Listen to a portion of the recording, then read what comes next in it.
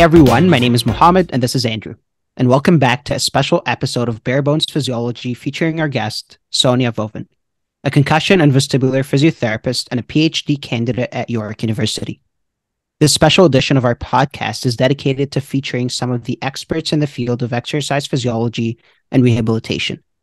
Our disclaimer before starting this episode is that whatever we discuss today is solely based on our own understanding and does not represent the full scope of topics discussed. Whatever we discuss here is also not associated with our current institution. So, Sonia, for our viewers who might not know you, do you mind sharing some stuff that you've done in the past with regard to clinical rehabilitation? Sure. So, yes. So my name is Sonia and I'm based in Toronto, Canada. And I work as a physiotherapist in private practice in Richmond Hill. And so initially my practice was based on general neurological conditions. So I would see stroke, Parkinson's, MS, spinal cord injury, brain injury, the whole gamut. It was a great experience, but then as years progressed, I gained more interest in the brain injury population. So I would say in the last 5 years, I focused more on brain injury and then more recently, specifically on concussions and vestibular disorders. So disorders related to the inner ear organ for balance and dizziness issues. Yeah, no, that's great. And you mentioned sort of briefly talking about head and neck injuries and then the specifics of your interest with regard to looking at the brain and vestibular relationships there. So what made you interested in pursuing those avenues as opposed to others? So to be honest, it's because it's the fact that they're invisible, right? Mm-hmm. So with a broken arm, with an ankle sprain, you can see someone limp, you can see perhaps a cast, and they're not able to use that body part. But when it comes to a brain injury, you don't actually see a physical aspect to that injury. And when I was working with individuals with brain injuries, of course, I would see some physical impairments, some cognitive impairments, even psychological. And then realizing that dizziness and vertigo was such a common symptom as a result of brain injury, that's what made me pursue vestibular rehabilitation in particular, because it was such a complex symptom to address, and it just made me more interested in pursuing it more. Very cool. Yeah, and I think, Sonia, make a very great point about sort of these conditions being invisible at times, specifically like neurological conditions. It is definitely something that I know, for example, does occur when for example, okay, in that case, patients, right, it might not be detectable by blood tests, it might not be detectable by diagnostic imaging tools. And considering that fact, how does our current healthcare model make it difficult for patients to efficiently access care? Yeah, so without any objective clinical assessment tool, diagnostic tool that can diagnose concussions, it makes it very difficult. It's based on clinical assessment of symptoms. And of course, there are certain objective tests that we can do that can give us a picture of what's going on. But because of that, as a clinician, I have to advocate for my patients. So when they come in with their injury and then I do my assessment, I have to be able to speak to that so that I can help them navigate the medical system. Now, when it comes to concussions, there are different ways that one can sustain a concussion. It could be like a fall, it could be from a car accident, it could be a workplace injury. And unfortunately, how you sustain a concussion will guide your navigation through the healthcare system, unfortunately. So if you think about it, someone who gets a concussion in a car accident, you have funding from your auto insurance. But if you sustain a fall in the front of your house and then hit your head, who's paying for that, right? And then that's where I have patients who have to pay out of pocket for therapy. And of course, they want to get better and they want to be able to come in regularly to get that treatment. But if they can't afford it because now they've had to stop working because of the injury, perhaps they have dependents in their household, they have children, they have partners that that they have to assist with, then that's when accessing therapy becomes more difficult. And so unfortunately, our current healthcare model, when it comes to that, can be challenging for them. But there are definitely lots of community resources that are accessible, and I just have to help guide them in the right direction. Yeah, and I have actually a follow up to that. So okay, so one of the great things that you mentioned specifically is the fact that, neurological conditions, especially treatment, can be quite costly based on how a person sustains these injuries. Yeah, and one of the things that comes to mind is because neurological conditions are quite complex, right? They might require a lot of different professionals from different backgrounds working together to try and support patients that undergo these neurological conditions. Yeah, and I wanted to ask you, how does sort of, the privatized model of care specifically within that avenue sort of limit that interdisciplinarity from happening, in your opinion? So that's when the patient has to almost pick and choose, like their priorities. Initially, of course, you want to have that holistic approach. The brain controls everything in your body, so you need to address the physical, cognitive, emotional component. But once you start to kind of progress through your recovery, they may realize that there are certain areas that they want to address specifically. So perhaps the physical component is more prominent. Perhaps over time, anxiety becomes more prominent, and then they have to seek psychological counseling. So then that's where they may need to prioritize where their funding goes towards, unless they're able to access a facility where they have all those care in place, and then they can access it more easily. But that's very challenging and rare to be able to access. Yeah, so thank you for sharing that, by the way, very detailed. When we were preparing, myself and Mohammed, we looked through your social media and noticed you had a good following, and you provided a lot of information and a lot of visuals as well to people, especially with regard to your work. How do you use social media as a tool to promote your work? And specifically, what sort of benefits do you see from social media? And potentially, if you have faced any challenges, or maybe know of someone who has, with regard to the promotion of their work, any challenges that they may have faced as well. So to give a little bit of a background, the reason why I started my social media pages is because I had a patient with a vestibular disorder and a concussion. So again, an invisible disability. And she asked me, am I going crazy? Am I the only one who feels this way? Like, I feel so dizzy. I have headaches all the time. I can't walk straight. Like, am I going crazy?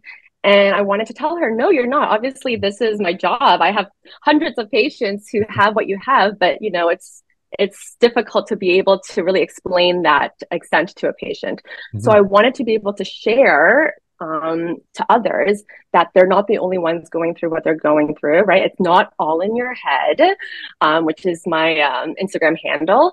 And so from there, then what I wanted to go in towards was like education and awareness. Mm-hmm. So first of all, I'm trying to break down the stigma of being told that it's all in your head. I want to create awareness by developing these educational posts, whether it's for other individuals who are feeling the same way, or it could be clinicians too, who will then become more familiar with these types of symptoms and impairments so that they can perhaps pick it out in their own patients. I have a lot of clinicians all over the world who contact me and say, oh my gosh, you know what? I have a patient who presents exactly like the post you just put up. I think I want to refer them to you because I think they actually have a vestibular issue. So it's just about building awareness so that more people in the world understand that this is an issue. Now, in terms of challenges, so of course, I have to make sure that as a clinician, I have to follow my college guidelines. So as a physiotherapist, I have to follow their rules. And the idea is that you're not supposed to give advice, right? Like, that's the main thing. I can't give specific advice, but I can at least present the material very generally.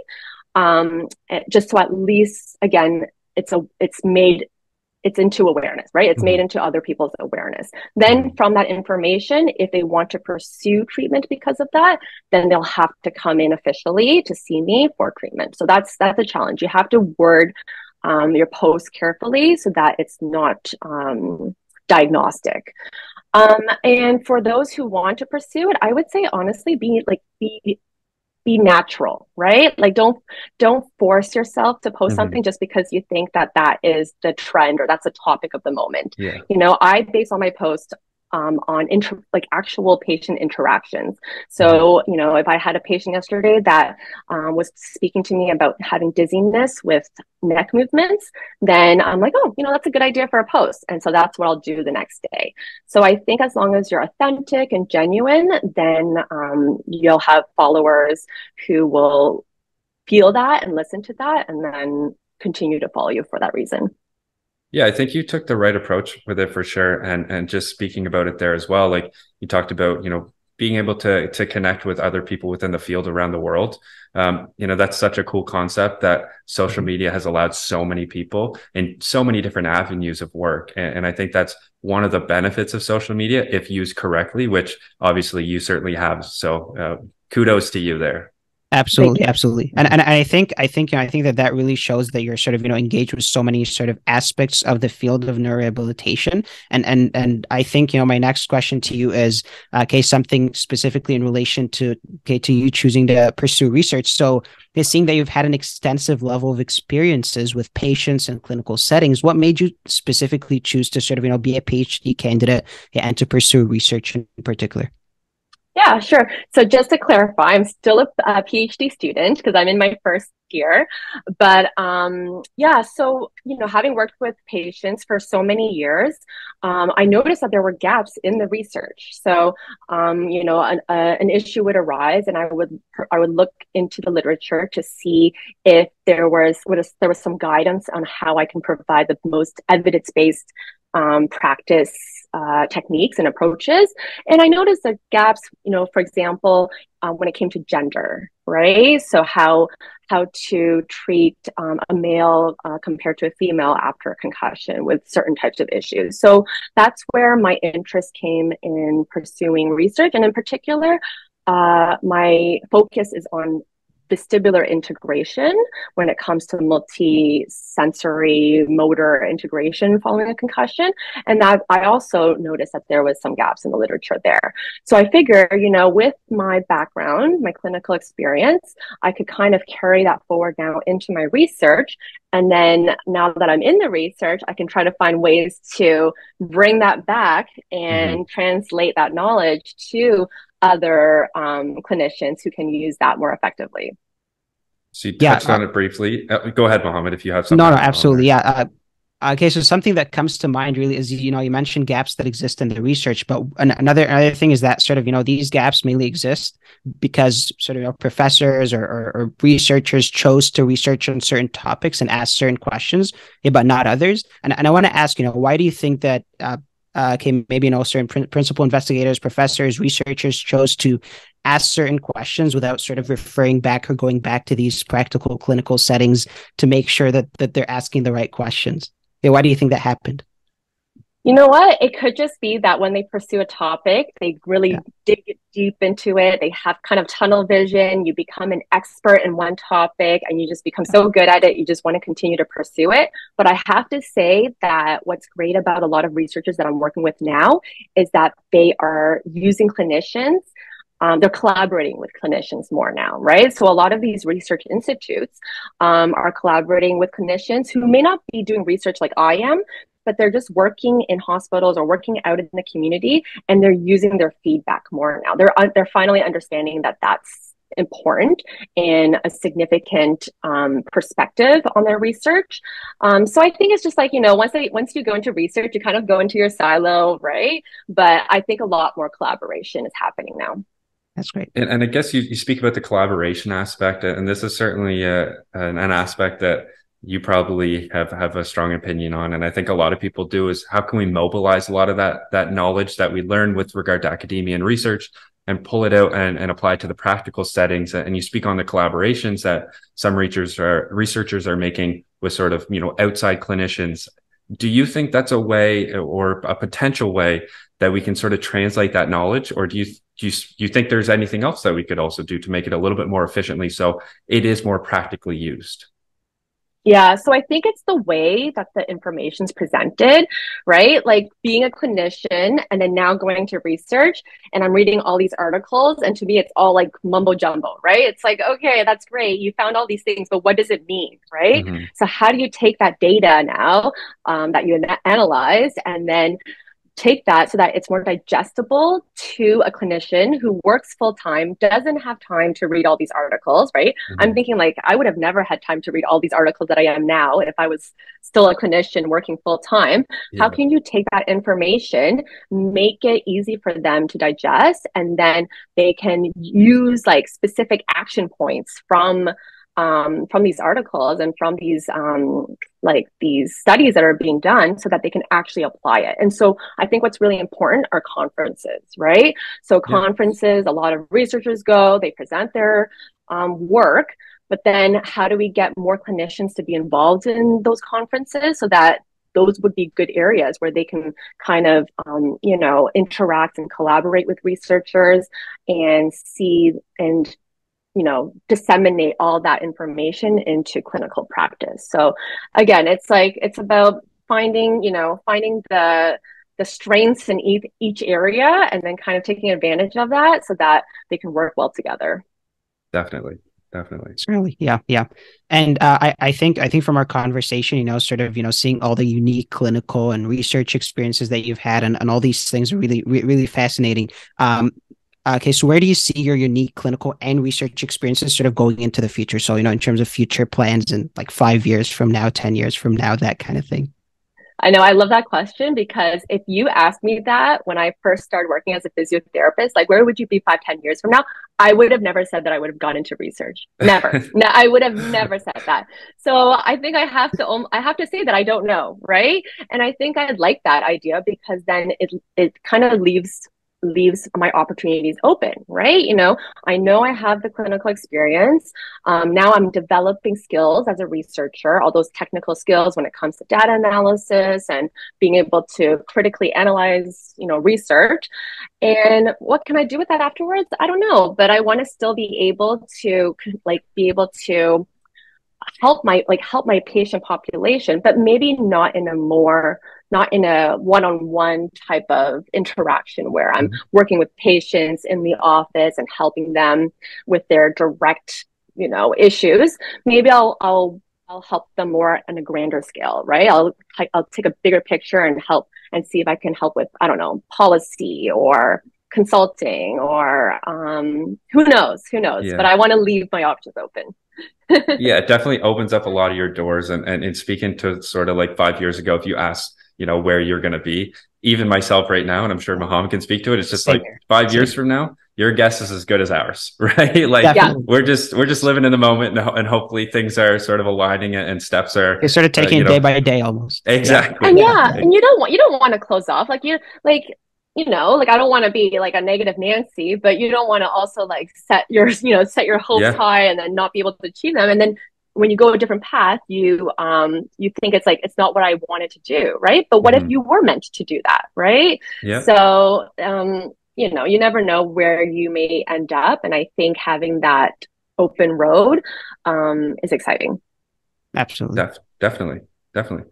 Well, thank you, Sonia, for joining us today. It certainly was a pleasant talk. I'm sure people, the listeners and viewers sort of learned a little bit about you and a lot of the work that you've done. So as I mentioned in previous questions and previous discussions, Sonia has quite the following on social media. So we'll provide links to her social medias in the description below for you guys to check out her work and a little bit more about her. And with that, we thank you all for listening and viewing and take care. See you. Thank you.